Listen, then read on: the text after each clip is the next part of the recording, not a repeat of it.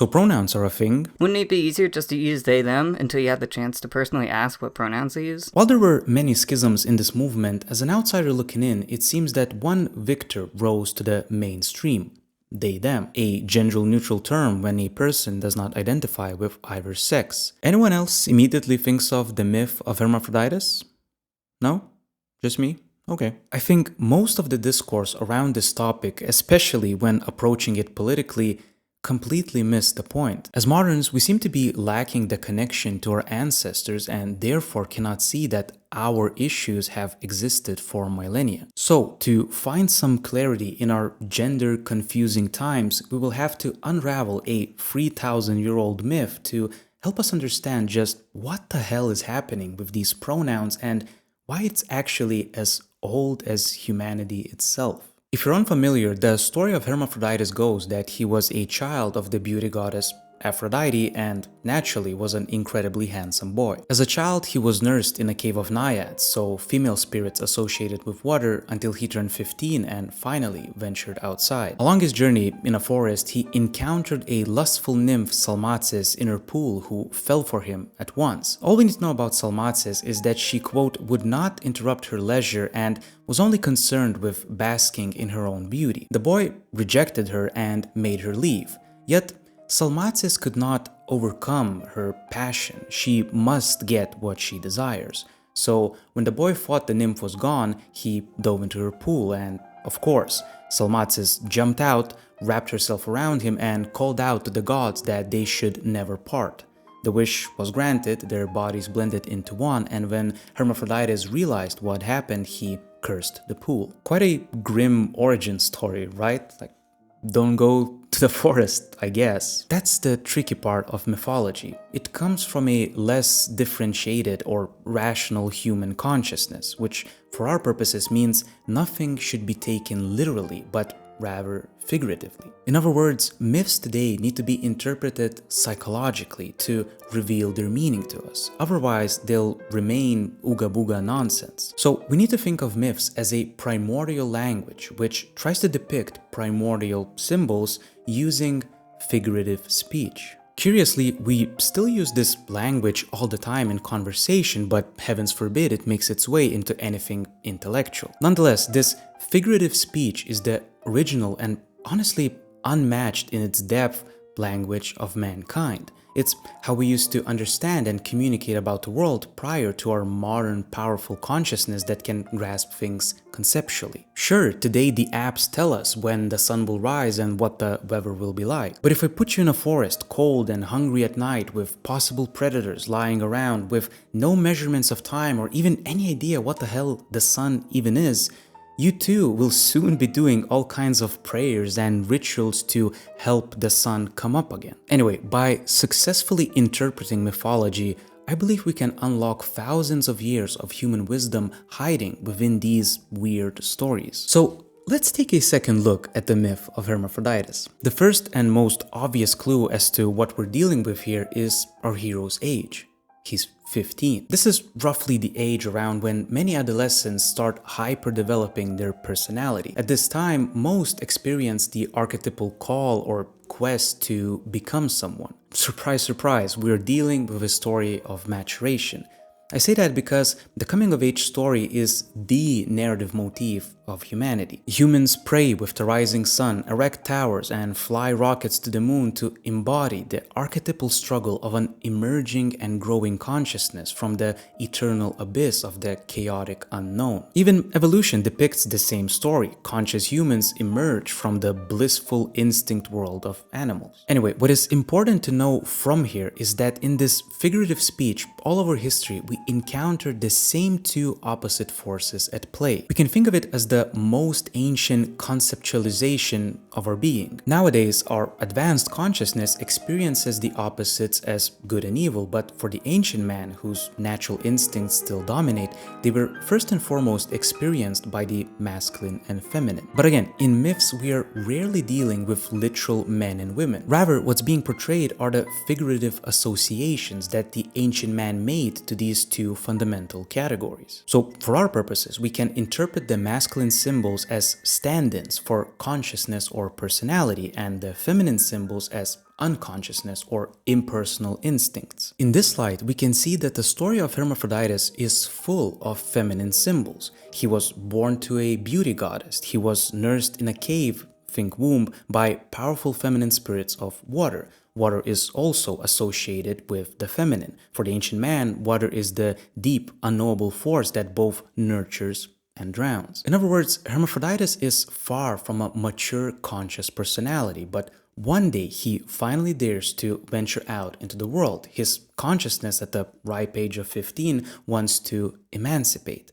But again, he's met with the gravity-like unconscious force that's always pulling down. So he meets Salmaces, who doesn't stand for any actual woman, but rather, as we know from her background, for instinctual drives like lust, desire, and leisure. Remember, Hermaphroditus is a beautiful boy, and what he encounters outside are so conveniently the temptations that exactly relate to himself. The ancients weren't stupid. Also, what's even more fascinating, in another version of the story, Salmaces is actually the naiad who nursed infant Hermaphroditus. So in this version, Salmaces literally represents the infantile unconscious experience of our young hero. This gives an even better symbolism as to what happens next. As we know, at first he rejected Salmaces, which again, not literally a woman. I mean, he's 15. What women are we talking about for him? But rather, he rejected the desire to regress back into his childish existence. Good job, but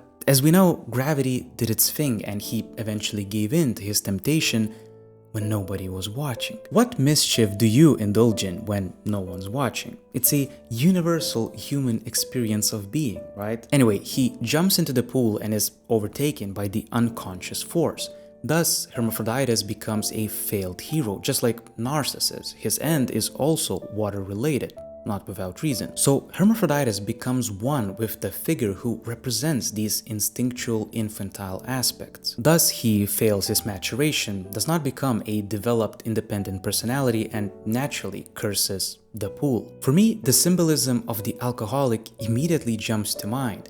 How often do they curse the pool that they cannot stop bathing in? Okay, at this point you might be skeptical as to where I'm going with this, but so far we only have half of the story. To fully unravel the pronoun problem, we must also tackle the contradictory symbolism of hermaphroditism itself. You see, since mythology comes from a less differentiated human consciousness, the symbols are also contradictory and intermingled. Like I mentioned, the basic symbol of water can represent both forces of regeneration, so think like a magical healing pool, and destruction, the flood, at the same time. Just like the profound symbol of the Ouroboros, a serpent eating its own tail, is both life and death at once because it eats what it simultaneously creates. These motifs try to encompass in figurative speech the whole or the round of our being. Fascinatingly, the symbol of hermaphroditism is also a symbol of wholeness, of the perfect self. That's because the hermaphrodite is male and female, begetting and conceiving, devouring and giving birth, active and passive, all at once. Just like the Ouroboros, but in a more human form. So the hermaphrodite is actually a symbolical container uniting the fundamental opposites. This motif reappears in many different places. For example, the Hindu Purusha, quote, "In the beginning he saw nothing else than himself. He was as large as a woman and man closely embraced." Or Plato's original man, quote, "He established the universe, one and solitary, yet able to bear itself company and needing no other friendship or acquaintance." Again, we read self-sufficiency. And also, this excerpt from Plato immediately reminds me of the modern Nietzsche's fixation on isolation and spiritual self-sufficiency, the Übermensch. It intuitively symbolizes perfection because this hermaphroditic image is self-content and independent of any you. It is only I am, a divine motif in many sacred texts. But if we understand it psychologically, its roots stem from a conscious recollection or longing for the unconscious infancy. That's because unconscious existence in the womb is combined with the absence of suffering. And the image of the womb reappears in Hermaphroditus' story with the cave. Everything there in the womb is supplied of its own accord. This state of egolessness, interrupted by no pain-pleasure reactions, is naturally experienced by the later consciousness as one of the most perfect forms. It's why we like having pets around. Their blissful existence brings joy to be around. And I'm not pulling this out of my ass. The Jungian Erich Neumann goes as far as to write, quote, "So long as man shall exist, perfection will continue to appear as the primal deity who is sufficient unto himself and the self who has gone beyond all opposites." So wholeness is an end in itself, and we must understand that every person's self-formation or autonomy is just as crucial of a goal in our lives as adaptation to the outer world. We can even view it simply as two forces pulling us in different directions: adapt versus become. Despite our liberal democracies, the biggest emphasis is still put on adaptation to society, which means taking on roles, or in our terms, aligning with either opposite. This is obviously the challenge for most adolescents. Be a good kid, be a good student, look pretty, sacrifice for the community, etc. But the hermaphroditic image, as we now understand, puts the emphasis on becoming. Using figurative speech, it symbolizes the fundamental drive to give birth to oneself, or in normal terms, to become your own person, to transcend one's given limitations. However, ancient wisdom is trying to tell us that this wholeness is a lifelong journey. It is not something you can fast-track by entering a magical pool. That's because even though we emerge from this Ouroboros-like unity, we must first embrace the challenge of the opposites. Which means, just like Hermaphroditus, venture out from the cave into the world. In other words, adapt to our arbitrary circumstances and master them. Only then, once we become self-sufficient centers of ourselves, of our split-off half, symbolically when we enter into union and harmony with our family, social roles, culture, even substances, etc., can the true reunification process start. Hermaphroditus is a failed hero even though he did venture out because he was passively overtaken by this unity. That's the catch. If